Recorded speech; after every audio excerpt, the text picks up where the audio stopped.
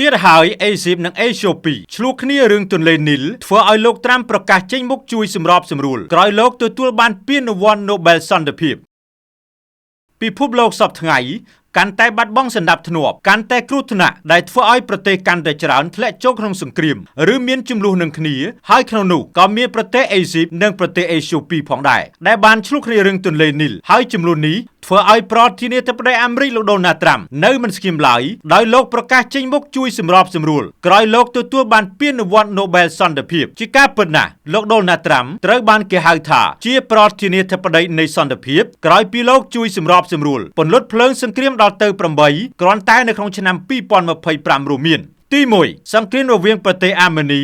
និងប្រទេសអាសេបៃសង់ទី2សង្គ្រាមរវាងសាធារណរដ្ឋប្រជាធិបតេយ្យកុងហ្គោនិងប្រទេសរ៉ាវ៉ាន់ដាទី3សង្គ្រាមរវាងអ៊ីស្រាអែលនិងប្រទេសអ៊ីរ៉ង់ទី4សង្គ្រាមរវាងប្រទេសឥណ្ឌានិងប្រទេសប៉ាគីស្ថានទី5សង្គ្រាមរវាងកម្ពុជានិងថៃទី6សង្គ្រាមរវាងប្រទេសអេស៊ីបនិងប្រទេសអេស្យូពីទី7សង្គ្រាមរវាងប្រទេសសេប៊ីនិងប្រទេសកូសូវូនិងទី8សង្គ្រាមរវាងប្រទេសអ៊ីស្រាអែលនិងក្រុមហាម៉ាស់នៅតំបន់កាហ្សាត្បិតតែលោកបានជួយពន្លត់ភ្លើងសង្គ្រាមទាំង8ដោយបានរៀបរាប់ខាងលើនេះហើយលោកក៏បានបង្ហាញបំណងចង់បានពានរង្វាន់ Nobel សន្តិភាពយ៉ាងណាក្តីក៏ស្ថាប័ន Nobel មិនបានផ្ដល់ពានរង្វាន់ Nobel សន្តិភាពជូនលោកនោះដែរទោះជាយ៉ាងណាមេដឹកនាំបកប្រឆាំងវេណេស៊ុយអេឡាលោកស្រី Maria Corina Machado បានប្រគល់ពានរង្វាន់ Nobel សន្តិភាពដែលលោកស្រីទទួលបានប្រគល់ជូនលោកដូណាល់ត្រាំកាលពីថ្ងៃព្រហស្បតិ៍ទី15ខែមករាឆ្នាំ2026អំឡុងជំនួបពិសេសនៅសេតវិមានដើម្បីថ្លែងអំណរគុណដល់កិច្ចខិតខំប្រឹងប្រែងរបស់លោកក្នុងការកំណត់អនាគតនយោបាយរបស់ប្រទេសលោកស្រីហើយមន្ត្រីសេតវិមានបានបញ្ជាក់ថាលោកត្រាំមានបំណងរក្សាទុកពានរង្វាន់ Nobel សន្តិភាពនោះនេះបើយោងតាមការចុះផ្សាយរបស់ទីភ្នាក់ងារព័ត៌មាន Reuters កាលពីថ្ងៃទី16ខែមករាឆ្នាំ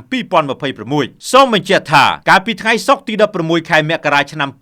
2026លោកដូណាល់ត្រាំបានប្រកាសចូលខ្លួនធ្វើជាអាជ្ញាកណ្ដាលសម្របសម្រួលជម្លោះលើដែនដីទន្លេនីលរវាងប្រទេសអេស៊ីបនិងប្រទេសអេស្យូពីលោកដូណាល់ត្រាំបានសរសេរលិខិតមួយច្បាប់បង្ហោះលើគណនីបណ្ដាញទំនាក់ទំនង Truth Social ផ្ញើទៅកាន់ប្រធានាធិបតីនៃប្រទេសអេស៊ីបលោក Abdel Fattah al-Sisi ថាខ្ញុំត្រៀមខ្លួនរួចរាល់ហើយដើម្បីចាប់ផ្ដើមការសម្របសម្រួលរបស់សហរដ្ឋអាមេរិកឡើងវិញរវាងប្រទេសអេស៊ីបនិងប្រទេសអេស្យូពីដើម្បីដោះស្រាយបញ្ហាបែងចែកទឹកទន្លេនីលដើម្បីបញ្ចប់ជម្លោះជារៀងរហូតគួររំលឹកថាប្រទេសអេស្យូពីកាលពីថ្ងៃទី9ខែកញ្ញាឆ្នាំ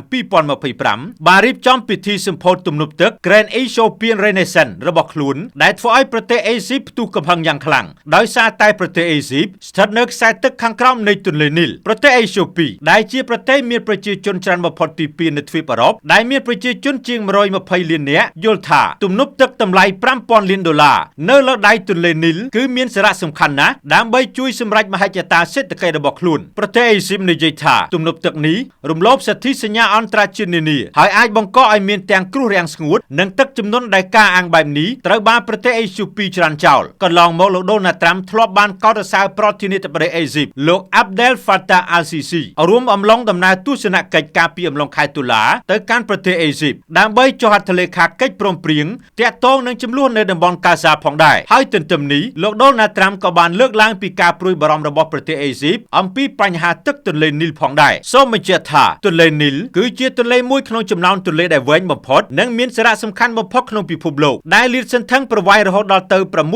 6650គីឡូម៉ែត្រនិងឆ្លងកាត់ប្រទេសរហូតដល់ទៅ11រួមមានដូចជាប្រទេសអូកុងដាប្រទេសសូដង់ខាងត្បូងប្រទេសសូដង់ប្រទេសអេស៊ីបប្រទេសអេស្យូពីប្រទេសកេនយ៉ាប្រទេសតង់ហ្សានីប្រទេសរ៉ាវ៉ាន់ដាប្រទេសបូរុនឌីសាធារណរដ្ឋប្រជាធិបតេយ្យកុងហ្គោនិងប្រទេសអេរីត្រាខ្ញុំតារាពី RT News TV